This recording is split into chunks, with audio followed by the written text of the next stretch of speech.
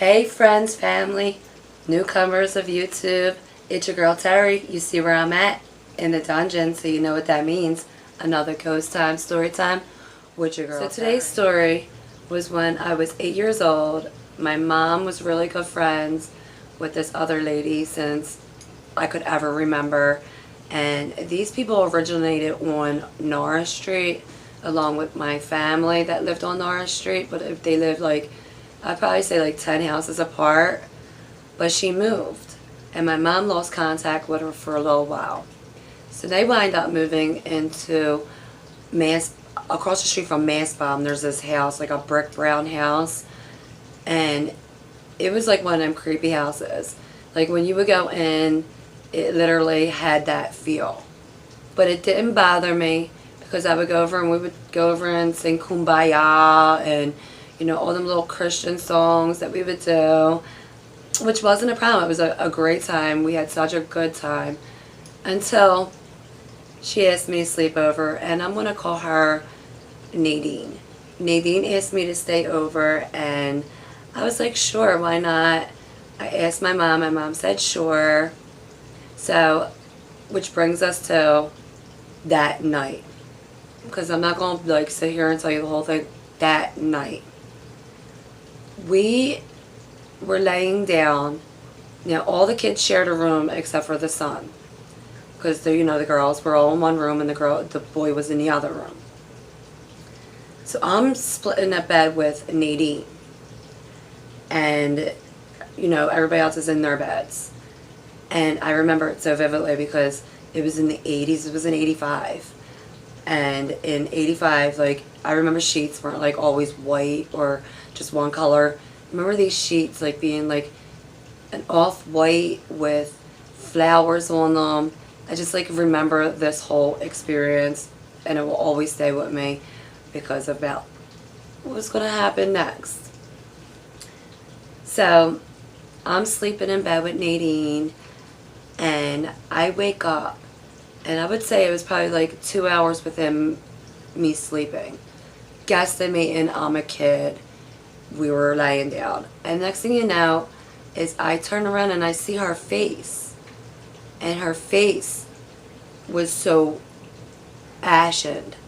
And she was so scared. And I'm looking at her and I'm like, what's wrong with you?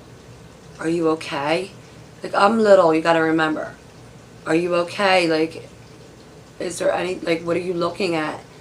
And my curiosity got the best of me because she wouldn't answer me. So I turned around to look to see what she had seen. And I regret that, but I still did. And when I turned around, there was this lady. She was standing there. And she was wearing like a white outfit, but it was like ripped up and it looked charred. And her face on the one side was literally like hanging off because it was burnt. Like what I know now today, because I worked in the hospital for so many years and seen burn victims, car crash victims, I've seen it all. And this looked like this lady had her face burned off and the skin literally was peeling off. So I'm looking at her and I automatically almost shit myself because the next thing she did was move in on me. It wasn't like a vroom, vroom, vroom, but it, like how they do in the movies, but it was more like a in your face. Now, what troubled me was the fact is that she wasn't smiling, she just had this blank look on her face.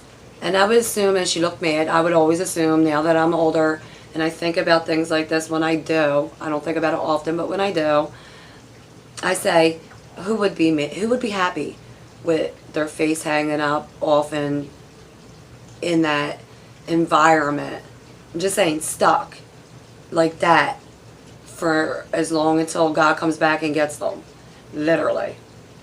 So at that point when she flew in my face, I whipped under the blankets that were so cold and I turned towards Nadine and I said, oh my God. And she went, seen her? And I said, yeah, I seen her. And now we're under the blankets. and she has tears coming out of her eyes. Literally, like, her eyes were big, and they weren't normally big, but they were big at this moment, and tears were coming out of her eyes. And I'm like, I see her, and she goes, "Good. Can you please tell my mom and your mom? Because no one believes me. Only I see her." So with that said, I didn't come out from underneath them blankets no more that night. I woke up the next morning. She looked at me. We had an understanding. We were really good friends. And I went to my mom and got her mom. And while I was telling her mother and my mother about the situation that had happened when I slept over, they had this like old time radiator. You know, like one of them space heaters that you plug in. And it was in spring, so it wasn't like they didn't need it or nothing. It was just getting ready to get packed away. And the next thing you know, she has these stairs that go straight down and then they come out. This thing flew. It did not hit a step. It hit the wall.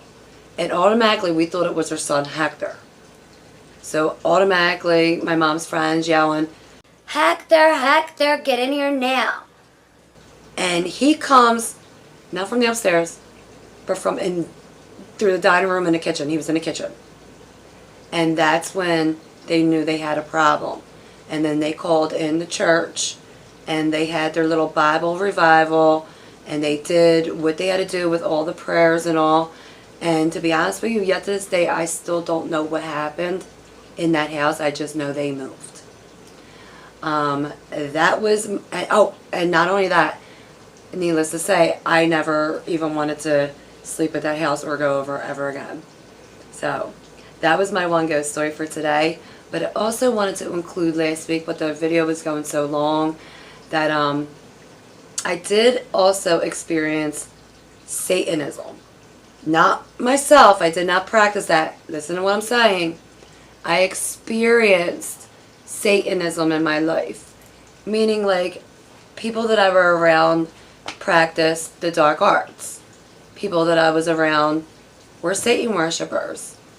Literally, like, I remember being told online multiple times to pick a side.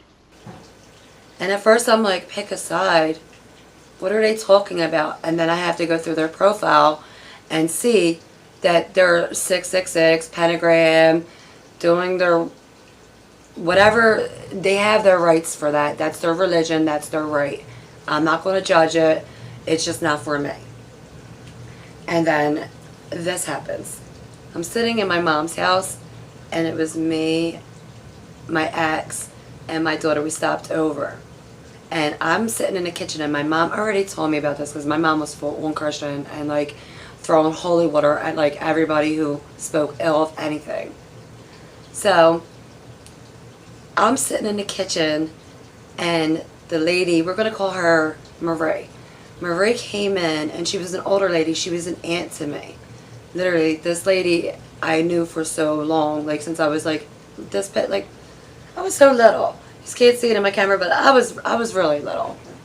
And she comes into the kitchen, and something had happened, and people were witness to it, and they were Like, you got a gift. and I was like, okay, whatever. And at the time, I really wasn't even really paying attention to that stuff. Like, I had so much going on. A new baby, was starting my life, was just like on my own thing. And she puts her hand on my shoulder. She's standing next to me. She puts her hands on my shoulder. Her hand. And she says to me, "We would like to have you at our meetings." well, right then, I slip out from her grip. I'm like, oh, excuse you? Like, what meetings? Now, I knew because my mom told me. But I couldn't believe that this lady literally asked me to become a part of her Satanistic group. And she just, like, really gave me the spiel about How good I would do, how much good work I would put out for Satan, and he would be pleased. and I'm like, girl, you gotta be kidding me. All the stuff that I've been through in life. Now, I gotta be like 21 at this time. not even, I was 20. And I'm like, no way. I'm got my life on track. I'm doing everything I gotta do.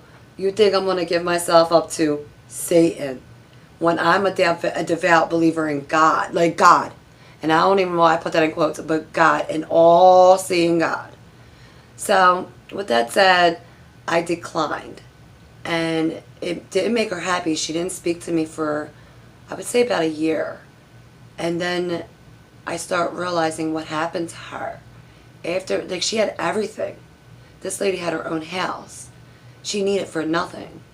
But after that church of Satan used her up and she decided she didn't want to be a part of it anymore, she became a drug addict at the age of like 60 years old on heroin. She lost her house. She sold her. Them houses go for like I would say $300,000 now. She sold her house for $1,300. She ended up homeless. She ended up losing everything she loved and held dear in that home. R.I.P. Aunt Marie. I almost forgot what name I gave her. Aunt Marie, but you know that I pray every day that you were able to make it right with God and that them sufferings were really just God's way of showing you, look, you took the wrong route. And, you know, hopefully she did get her life right with God before it ended.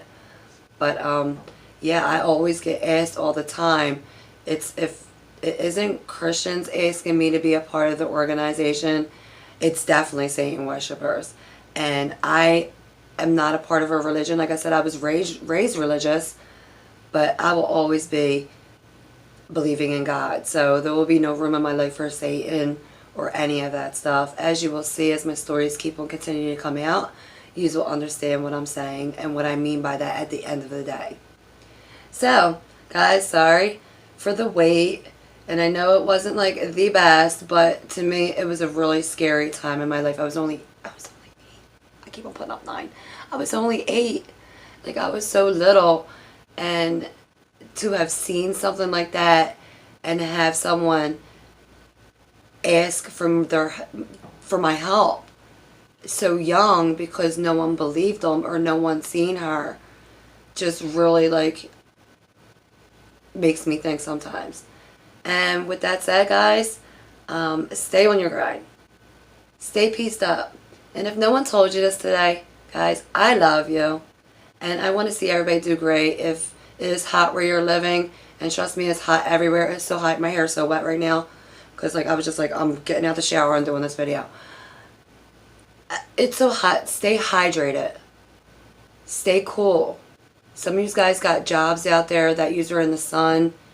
Just try to keep them Gatorades coming and stay on it. And soon, before we know it, it will be fall. And then we'll be complaining about the winter and how cold it is. Anyway, guys, until next time, stay on your grind. Stay peaced up.